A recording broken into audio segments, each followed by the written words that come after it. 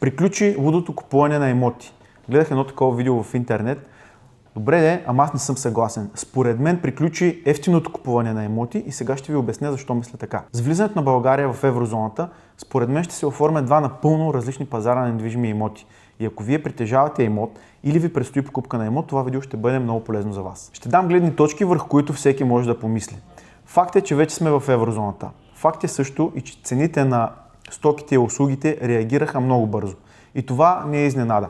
Цените реагират за дни, а доходите реагират за месеци, дори и години. И точно в този период на разминаване се случват най-интересните неща на пазара. С влизането на България в еврозоната ще се оформят два напълно различни пазара на недвижими имоти. От една страна имоти, които можем да наречем актив, и от друга страна имоти, които е възможно да се превърнат в пасиви. Имоти, които са актив, това са имоти, които ще съхраняват и повишават своята стойност. Това са имоти, които са в по-качествено строителство, с по-добра енергийна ефективност, по-ниски разходи за поддръжка, по-добра локация и функционалност. Те ще бъдат все по-предпочитани от банки и от клиенти. От друга страна имаме имоти, които е възможно да се превърнат в пасиви. Това са имоти, които са с потенциално по-високи разходи, по-лоша енергийна ефективност, по-нисък процент на финансиране и без никакви подобрения. Днес държавата ги разглежда еднакво, но това няма да е все така. Защо това не е фантазия? Това вече се е случило в много европейски държави и идва и при нас. В Европейския съюз от години има ясна политика, която е насочена към това сградите да бъдат все по-енергийно ефективни. В много държави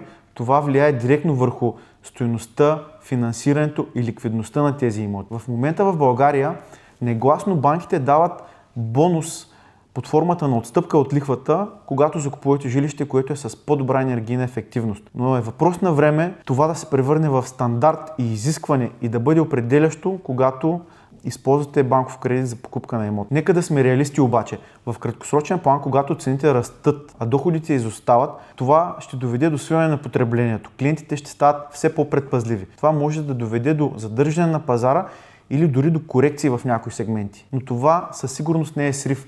Това е един период на адаптация. В дългосрочен план нещата изглеждат напълно различно. Искам да направя един важен паралел, който често се пропуска.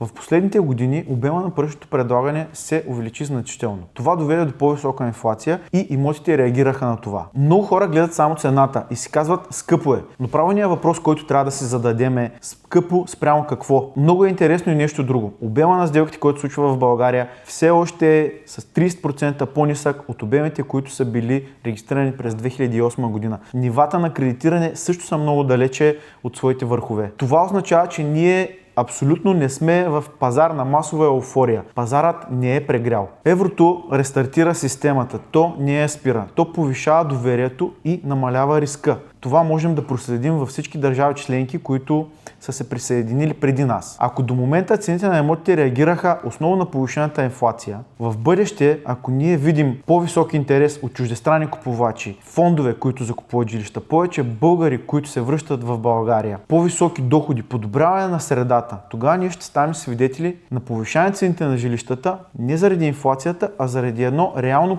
повишено по-голямо търсене. И това ще бъде моментът, в който качеството ще започне да прави голямата разлика. Пазарът не се движи само от числа, движи се от хора. В момента ние сме в фаза на изчакване. Следва фаза на преосмислене. Когато минат тези два етапа, следва фаза на яснота и на действие. Затова според мен е много крайно да се каже, че приключи купуването на имоти, а по-правилно е да кажем, че приключи купуването на имоти без смисъл. Вие може да направите добра сделка на лош пазар или лоша сделка на добър пазар. И в основата на това решение стои обема и качеството на информацията, с която разполагате. Затова информирайте се, за да може да взимате по-правилни решения. Ако това видео ви е било полезно, може да последвате канала ми, където ще качвам полезна информация за пазара на недвижими имоти в България.